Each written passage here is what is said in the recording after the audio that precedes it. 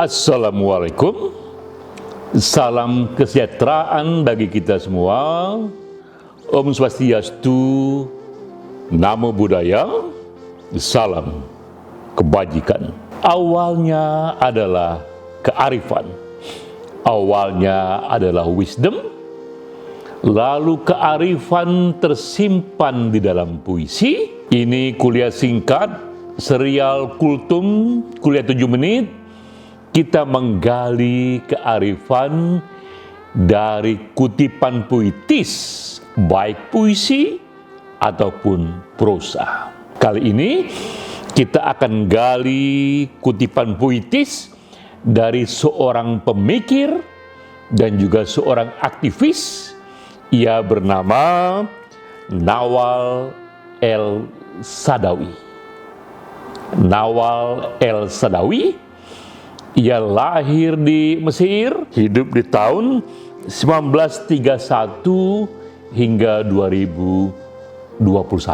Tahun ini ia wafat dan ia dikenang karena ia dianggap Simone de Beauvoir dunia muslim.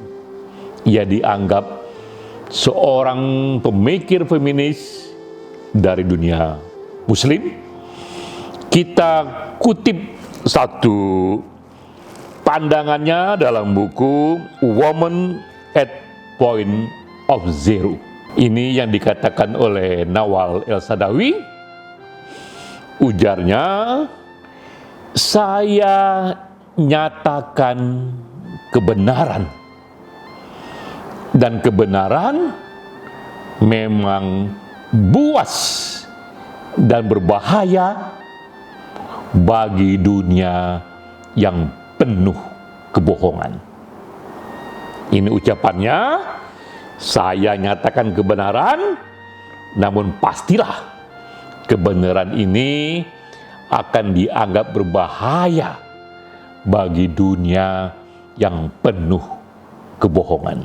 Apa makna lain yang lebih dalam yang terkandung di dalam kutipan dari Nawal ini? Maka kita gali dulu sedikit kisah hidup dari Nawal El-Saadawi, karena pastilah kutipan itu datang dari jeritan batin pengalaman hidupnya. Nawal El-Saadawi, ia tak hanya dokter, ia tak hanya psikiater, ia tak hanya penulis, tapi lebih dari yang lain, ia seorang feminis, dan feminis yang hidup di dunia muslim. Seperti dikatakan di awal tadi, hingga kini ia dianggap Simone de Beauvoir bagi dunia muslim. Simone de Beauvoir itu adalah pemikir Prancis yang dianggap ikut mengawali tumbuhnya emansipasi wanita di dunia barat. Simone de Beauvoir. Nawal dianggap versi muslim dari Simone de Beauvoir. Sejak kecil, Nawal mengalami sendiri kultur yang sangat didominasi oleh laki-laki. Ketika umur 5 tahun, ia dipaksa untuk sunat, satu pengalaman traumatis yang ia bawa hingga akhir hayatnya, di mana ia dipaksa sunat di umur 5 tahun. Di umur 10 tahun, ia pun dipaksa untuk menikah dini. Ia teringat, ia menjerit ketakutan dan melawan. Ia tak mau menikah. Sampai akhirnya, keluarganya pun menerima ia tak jadi dinikahkan dini di usia 10 tahun. Namun jika saja ia tidak melawan, ia pun termasuk wanita yang dinikahkan dini usia 10 tahun, yang dalam kultur itu hal yang biasa. Dan ia juga teringat ketika remaja, neneknya berteriak kepada Nawal dan mengatakan bahwa bocah laki-laki itu harganya minimal sama dengan 15 bocah wanita. Ia teringat dan ia terpana. Nenek yang disayanginya yang terhormat mengatakan itu, bahwa satu bocah laki-laki itu setara nilainya minimal dengan 15 bocah wanita. Sementara ia bocah wanita, ia terpukul dan terpana dengan situasi itu. Nawal lalu tumbuh sebagai seorang cerdas, ia menjadi dokter, bahkan ia sempat menjadi menteri kesehatan di Mesir. Begitu tinggi pencapaian Nawal, ya. Namun di era itu ia sudah mulai menjadi feminis. Ia membuat buku berjudul Woman and Sex dalam dunia muslim. Ia katakan di sana betapa tradisi sunat bagi wanita itu adalah bentuk dominasi lelaki kepada alat seksual wanita. Ia katakan itulah dunia patriarkal dalam mendominasi dunia seks wanita, sehingga wanita itu direduksi dari manusia menjadi hanya alat reproduksi belaka. Sehingga bahkan wanita pun dipaksa untuk sunat. Bukunya cukup menggemparkan dan mengkhawatirkan, hingga akhirnya ia pun dipecat sebagai Menteri Kesehatan. Lebih dari itu, ia pun dipecat sebagai pemimpin redaksi jurnal kesehatan. Dan ia melihat sendiri betapa ekspresinya menyatakan kebenaran ternyata menurutnya berbahaya bagi dunia yang penuh kebohongan, dunia yang menurutnya didominasi oleh laki-laki. Lebih jauh dari itu, terus saja Nawal menyampaikan kritiknya, bahkan akhirnya ia masuk penjara. Di dalam penjara ia merenung betapa beda nasibnya seandainya ia bukan wanita. Betapa diskriminasi atas wanita pada dirinya itu sangat konkret. Dari Menteri Kesehatan, gagal-gagasannya ia dipecat, bahkan ujungnya ia masuk penjara. Tapi dalam penjara justru berkobar semangatnya. Ini kesadaran wanita harus dibangkitkan, melawan sebagaimana kita lawan segala hal dunia kebohongan.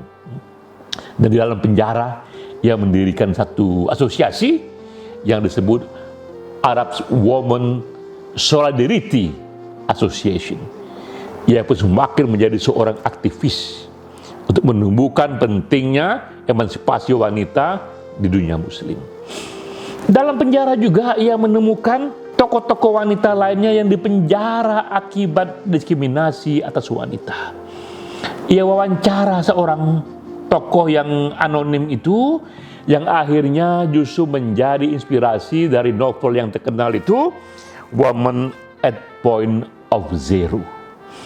Dalam kisah di buku itulah ia menuliskan bagaimana perjalanan wanita di dunia muslim yang oleh sebagian itu memang dianggap didominasi melalui kultur patriarkal laki-laki, disunat paksa, dikawinkan secara dini, dan berbagai opininya itu akan disensor, ya, dan jika mereka melawan, berbagai kekerasan, baik kekerasan fisik ataupun kekerasan struktural akan datang menghampirinya. Tapi Nawal terus bersuara sampai akhirnya ia pun terlempar dari Mesir, tak lagi tinggal di Mesir, dan ia pindah ke Amerika.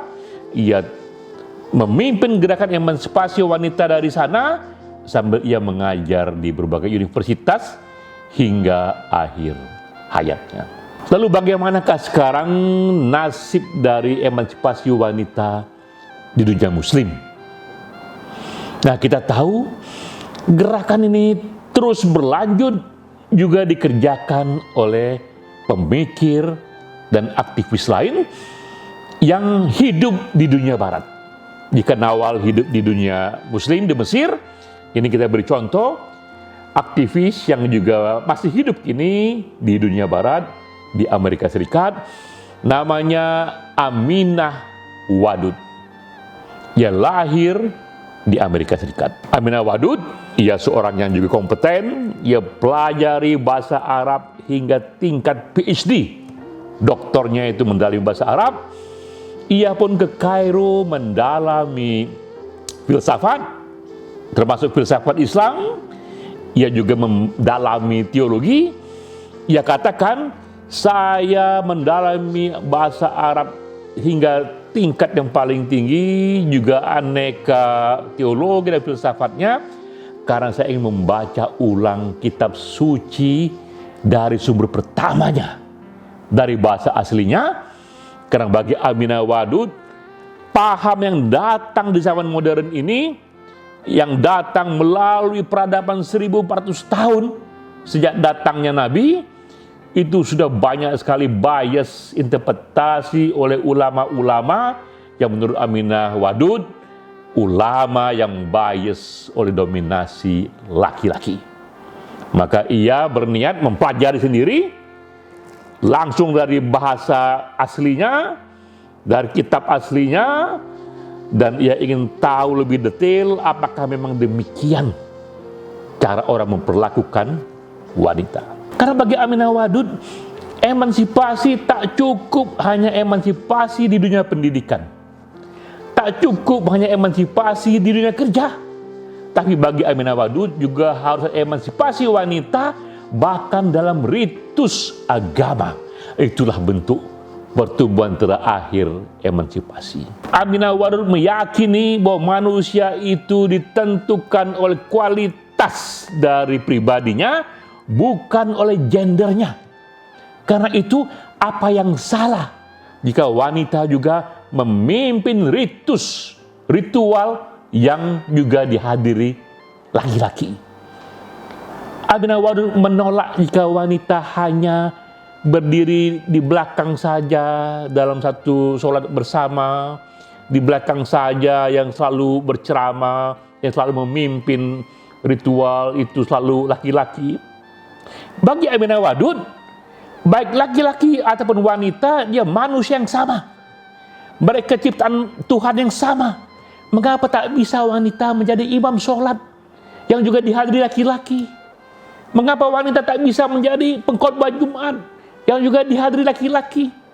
Ia manusia yang sama, ciptaan Tuhan yang sama. Disinilah hebatnya Aminah Wadud. Ia tak hanya pemikir, ia juga aktivis. Maka terjadilah itu sejarah yang mengagetkan banyak orang. Tahun 1994, untuk pertama kalinya di dunia modern yang diliput banyak media, ia sendiri memberikan khotbah Jumat yang dihadiri oleh hadirin yang juga ada laki-lakinya. Orang terpana, karena biasanya itu dunia laki-laki. Sekarang Aminah Wadud sendiri yang memimpin khotbah itu. Tahun 94 ia mengatakan itu, ia mengerjakan itu, dan kritik datang bertubi-tubi. Ia pun terdiam selama 10 tahun, karena revolusi yang ia bawa begitu hebatnya. Namun ia tak berhenti di sana. 11 tahun kemudian, tahun 2005, di Amerika Serikat lebih jauh lagi. Ia sendiri yang memimpin sholat berjamaah yang juga dihadiri laki-laki. Aminah Wadud imamnya, seorang wanita menjadi imam bagi sholat bersama yang dihadiri laki-laki. Begitu banyak para muslim-muslim konvensional yang protes, berdiri di ujung tempat mereka sholat. Mereka mengatakan ini sebuah penyimpangan. Tapi karena di Amerika hak asasi dilindungi, dikatakan jika kalian tak setuju, kerjakan apa yang kalian yakini. Tapi mereka yang meyakini keyakinannya dilindungi konstitusi. Maka terjadilah itu. Sholat pertama di Amerika Serikat yang dihadiri laki-laki, 100 orang lebih yang hadir, yang memimpin adalah seorang imam wanita. Aminah Wadud sendiri, karena berangkat dari pandangannya tadi bahwa manusia itu sama, ciptaan Tuhan yang sama, hanya personalitinya yang membedakan itu, bukan jenis kelaminnya. Karena itu mengapa tidak wanita juga harus dibolehkan menjadi imam bagi sholat bersama laki dan perempuan. Yang tak setuju silakan jangan ikut, tapi yang setuju silakan ikut. Dan kini berkembanglah itu satu jenis tradisi yang baru yang dipimpin oleh wanita. Kita pun teringat kembali ucapan dari Nawal bahwa kebenaran itu bahaya bagi dunia kebohongan, namun lebih dari itu lagi, kebenaran itu bahaya bagi mereka yang tak siap dengan perubahan. Aminah Wadud sekarang memimpin gerakan ini, emansipasi wanita dalam bentuknya yang sekarang ini mungkin paling tinggi. Dulu dunia barat hanya menyatakan persamaan hak wanita dan pria dalam pendidikan, persamaan hak dalam kerja. Aminah Wadud dan teman-temannya membawa lebih jauh lagi, persamaan dalam ritus agama. Bahwa laki-laki boleh memimpin sholat, tapi juga wanita boleh memimpin sholat. Apa salahnya? Karena mereka makhluk Tuhan yang sama. Demikian mendasar perubahan yang dibawa oleh Aminah Wadud. Dan kini ketika kita teringat kembali kutipan dari Nawal bahwa saya menyatakan kebenaran dan kebenaran ini berbahaya dan juga buas, terutama bagi dunia yang penuh kebohongan. Di tangan Aminah Wadud lebih jauh lagi, kebenaran atau apa yang diyakininya benar juga bahaya bagi mereka yang tak siap dengan perubahan. Perubahan yang dibawa oleh Nawal, perubahan yang dibawa oleh Aminah Wadud, ada perubahan menuju emansipasi manusia yang lebih sederajat, tak peduli warna kulitnya, tak peduli status ekonominya, dan tak peduli jenis kelaminnya. Sekian, sampai jumpa.